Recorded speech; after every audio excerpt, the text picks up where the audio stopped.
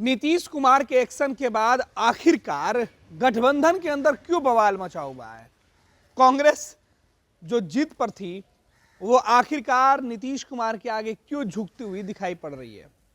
दरअसल इसके पीछे का मकसद समझिए। नीतीश कुमार को लेकर संयोजक बनाने की बातें क्यों तेज हो गई। अचानक जेडीयू की कमान संभालने के बाद नीतीश कुमार इतने एक्शन में क्यों दिख रहे हैं, इसका मकसद हम आपको समझा रहे हैं। दरअसल बिहार के जो मुख्यमंत्री नीतीश कुमार हैं वो देश की सियासत के एक ऐसे व्यक्ति हैं जो किसी भी विपरीत परिस्थितियों में भी विरोधियों के साथ जाकर अच्छे से तालमेल कर सकते हैं। और नीतीश कुमार को लेकर यही दलील अब जेडीयू देते हुई दिखाई पड़ रही है। जेडीयू का यह दावा है कि बिहार के मुख्यमंत्री नीतीश कुमार वैसे हालातों में जब देश भर के तमाम विपक्षी नेता एक मंच पर आ सकते हैं जहां गुंजाइश ना के बराबर होती है, ऐसे में नीतीश कुमार को अगर संयोजक बनाया जाता है तो नीतीश वो सभी काम कर सकते हैं जो दूसरे नेता नहीं कर पाएंगे। हम आपको विस्तार से समझाएंगे कि आखिर नीतीश कुमार ऐसा क्यों कर सकते हैं और नीतीश कुमार को लेकर गठबंधन में सबसे ज्यादा चर्चा क्यों हो रही है। दरअसल सोचिए कि पिछली बैठक में इंडिया गठबंधन की जो आखिरी बैठक हुई थी अब तक, उस बैठक के दौरान नीतीश कुमार के संयोजक नहीं बनाने के मुद्दे पर बातचीत हुई। नीतीश कुमार की कहीं कोई चर्चा नहीं हुई। खबर यह निकल के आई कि नीतीश कुमार नाराज थे। 5 राज्यों के चुनाव के जब नतीजे सामने आए उसमें नीतीश कुमार ने बता दिया कि उनकी नाराजगी का आलम क्या था। कांग्रेस की करारी हार नीतीश कुमार की बड़ी जीत बनकर उभरी और यही वजह है कि नीतीश कुमार जब 3 दिनों के बाद मीडिया के सामने आए तो उन्होंने कहा कि मैं सभी परिस्थितियों पर नजर बनाया था, मैं देख रहा था कि हालात किस तरीके से हो रहे हैं। लेकिन कांग्रेस पार्टी ये समझने के लिए तैयार नहीं थी। लेकिन कहते हैं ना कि दूध का जला छाछ भी फूंक कर पीता है, ठोकर लगती है तो अंधा भी संभल संभल कर चलता है। कमोबेश यही नजारा कांग्रेस के साथ भी हुई। कांग्रेस 3 राज्यों में करारी शिकस्त के बाद इस हाल पर पहुंच गई। उसका हाशिया ये हो गया कि कांग्रेस अब अपने दम पर देश के अंदर उन राज्यों में तो चुनाव लड़ने के बारे में सोच सकती है जहां उसकी स्थिति ठीक है, लेकिन जहां वो चुनाव हार सकती है, जहां से उसे जीतने की उम्मीद नहीं है, वहां वो मजबूत गठबंधन करना चाहती है। देश भर में 290 से ज्यादा सीटों पर 2024 के चुनाव में कांग्रेस अकेले लड़ना चाहती है। इसके लिए कांग्रेस ने अपने नेताओं के साथ मंथन कर लिया है। लेकिन 9 से ज्यादा ऐसे राज्य हैं, पूर्वोत्तर के और बीच के कुछ राज्य हैं, जहां कांग्रेस को लगता है कि वो जब भी चुनाव लड़ेगी तो वो सहयोगी दलों के साथ सीट बंटवारा करके चुनाव लड़ेगी। और ऐसे में कोई एक ऐसा सेतु का काम करे जो विपरीत परिस्थितियों में अलग अलग चुनाव लड़ने वाली पार्टियों को, एक दूसरे के विरोध में लड़ने वाली पार्टियों को एक मंच पर लाए, उन्हें समझा सके, उन्हें सीटों का गणित समझाए, उन्हें हार जीत का मतलब समझा सके। ऐसे में कई चेहरे, पिछली बैठक में मल्लिकार्जुन खड़गे का नाम तो आगे किया गया, लेकिन खड़गे के नाम के बाद कांग्रेस की स्थिति खुद असहज हो गई थी। ममता ने एक बड़ा दांव खेला और कहा कि नीतीश नहीं, लालू नहीं, ममता नहीं, उद्धव नहीं, अखिलेश नहीं, बल्कि खड़गे आ जाए, कोऑर्डिनेशन कमेटी का काम करे, वो तमाम दलों के साथ सामंजस्य बना के काम करे। लेकिन ये हुआ नहीं। कांग्रेस के तरफ से राहुल गांधी ने नीतीश कुमार को फोन करके कहा कि नहीं, ममता ने जो बातें कही उसके लिए बैठक से पहले कोई निर्णय नहीं हुआ था और हम ऐसी कोई भी बातें नहीं करेंगे जिसमें आपकी सहमति नहीं हो। नीतीश कुमार की बातचीत जब राहुल गांधी से हुई उसके बाद नीतीश कुमार का कॉन्फिडेंस बढ़ गया।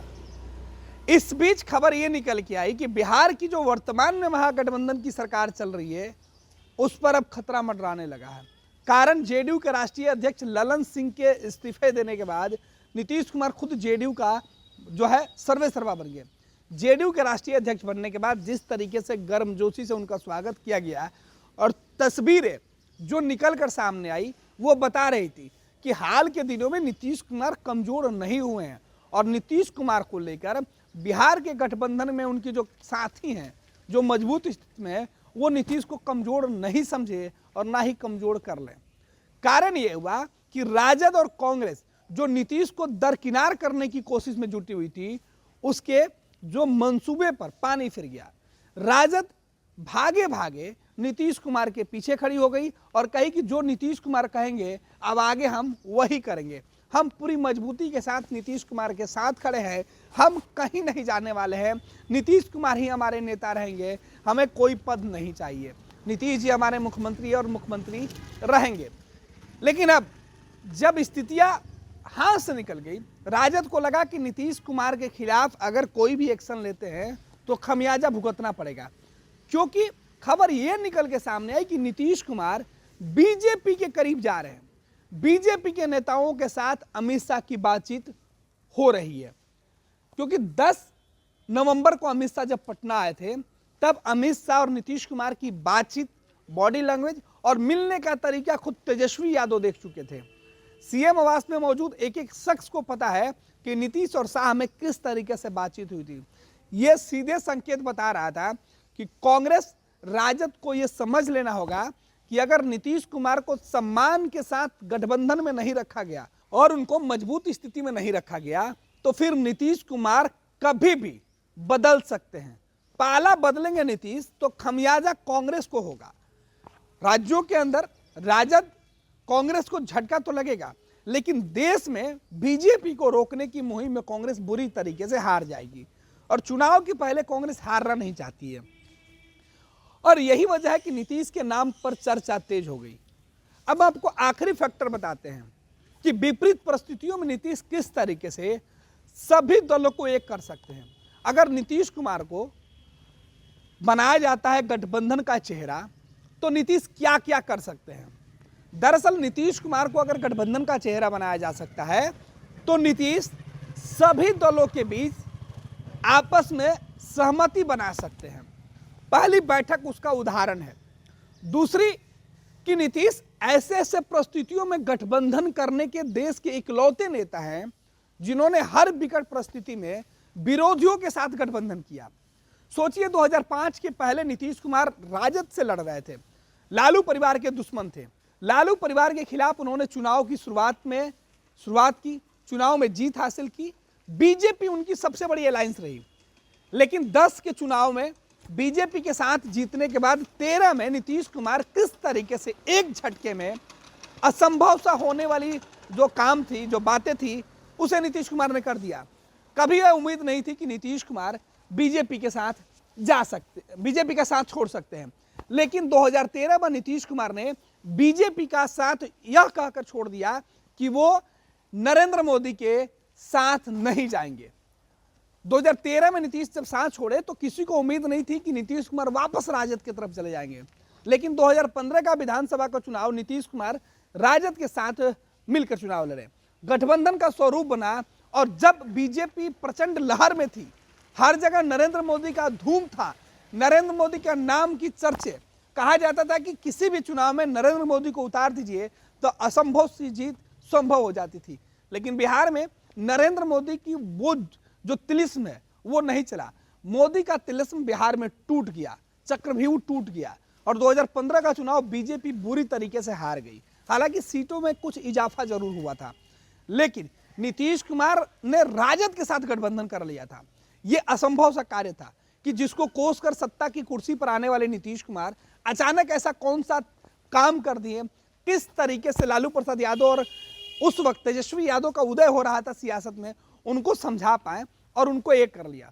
लेकिन तस्वीरें फिर बदली। उस वक्त नीतीश ने कहा था कि अब वो किसी भी परिस्थिति में बीजेपी के साथ वापस नहीं जाएंगे।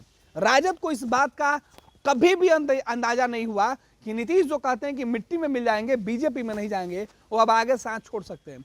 लेकिन साल 2017 में लालू परिवार के ऊपर जब कानूनी शिकंजा पड़ा तो नीतीश कुमार ने यह कहकर साथ छोड़ दिया कि हम दागियों के साथ नहीं जा सकते हैं। लेकिन 2017 में जो नीतीश कुमार दागियों के नाम पर अलग हुए थे, वही नीतीश कुमार 2022 में एक बार फिर से राजद कांग्रेस के साथ गठबंधन में शामिल हो गए और यह गठबंधन फिलहाल वर्तमान में भी है। लेकिन नीतीश कुमार समय समय पर अपने विरोधियों के साथ गठबंधन करते रहे, अपने सहयोगियों को दुश्मन बनाते रहे और दुश्मन को दोस्त बनाते रहे। और यही सबसे बड़ा फैक्टर है कि देश भर का कोई दूसरा लीडर नहीं कर सकता है, क्योंकि गठबंधन के सबसे मजबूत कड़ी को नीतीश कुमार जानते हैं कि कैसे जोड़ा जा सकता है, गठबंधन कैसे किया जा सकता है। ये खेल नीतीश से बेहतर कोई और खिलाड़ी नहीं कर सकता है।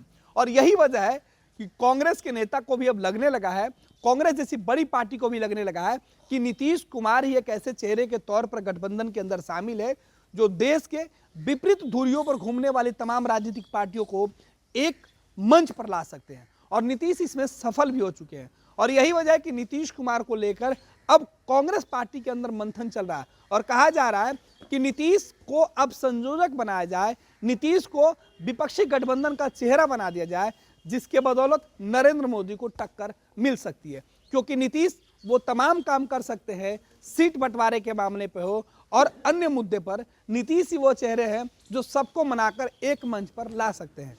अब सीट का फार्मूला जो तय हुआ उसकी भी चर्चा कर लेते हैं।